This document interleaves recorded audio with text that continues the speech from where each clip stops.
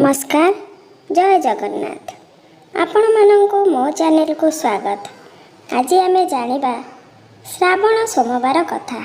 हाँ आज्ञा, आउ अल्प किछि दिन भितरे आसी जाउछि श्रावण मास।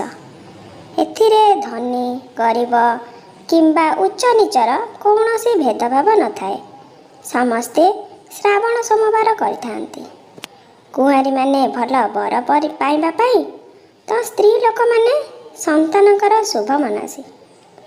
एमिति समस्ते सेमानकर मनस्काम को पूर्ण करने पाई पूजा करिथांती एवं किछि भक्तगण श्रावण सोमवार रे शिवलिंग रे पानी ढालिबा पाई काई केते दूर खाली पादरे धाई आसीथांती सेमानकर मनस्कामना पूर्ण करने पाई।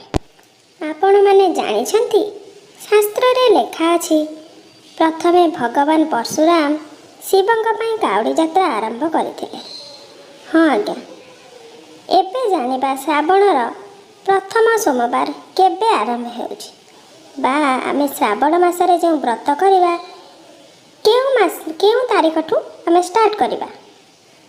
2025 मसियार श्रावण मास व्यास पूर्णिमा बा गुरु पूर्णिमा ठारू आरंभ होई राखी पूर्णिमा रे शेष हेउछि।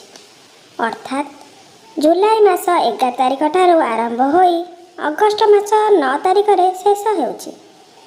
एहा मध्य रे 4टी सोमवार पड़ुछि जहाँकि आमे श्रावणर सोमवार बोली कहि थाउ। प्रथम सोमवारटी हेउछि 14 जुलाई एवं द्वितीय सोमवारटी 21 जुलाई। तृतीय सोमवारटी पड़ुछि 28 जुलाई एवं श्रावण मासर शेष सोमवारटी हेउछि 4 अगस्त।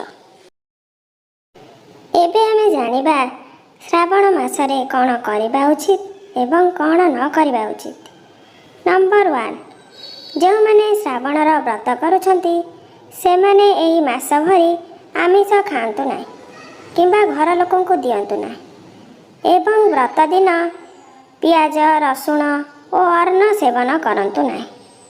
नंबर 2, श्रावण मास भरी चुट्टी दाढ़ी नख काटंतु नाही। श्रावण मास आरंभ हेबा पूर्वरु काटी नियंतु एवं व्रत दिन तेल लगाई गाधंतु नाही। नंबर 3, श्रावण मासरे कला कपड़ा पिंधि शिव मंदिर जाआंतु नाही। भोलानाथ कोप करिथांती। सबुज रंगर कपड़ा पिंधि मंदिर जाआंतु एवं नारी माने सबुज चूड़ी पिंधिले अत्यंत शुभ। नंबर 4, श्रावण मासरे भगवानंकर कौनसी जिनिस काहाको दियंतु नाही। एपरि कले भोलानाथ कोप करिथांती। नंबर 5, जदि आपण श्रावण मास सोमवार करुछंती तेबे आपण अन्य काहा घरे खाइबा अनुचित। सबुबेले निज घरे खाइबाको चेष्टा करंतु एवं बाहर खाद्य मध्य त्याग करंतु। नंबर 6, श्रावण मासरे पति पत्नी झगड़ा लागंतु नाही एवं यदि व्रत करुछंती तेबे व्रत दिन पिलांकु मारंतु नाही। नंबर 7, श्रावण मासरे तुलसी पत्र एवं केतकी फूल भगवान शिवंक उपरे चढ़ांतु नाही। एही दिन 108 बेलपत्र भगवानक उपरे चढ़ाइले भगवान आपणकर उपरे प्रसन्न होइथांती। नंबर 8, श्रावण व्रत करुथिले खाली पादरे मंदिर जाआंतु। जेते दूर हेउथाउ ना काहींकी एपरि न करिले आपणकर मनस्कामना पूर्ण होई न थाए। नंबर 9, श्रावण मासरे कखारू और नाशपाती आदि फल खाआंतु नाही एवं भगवानंक उपरे मध्य नाशपाती भोग लगांतु नाही।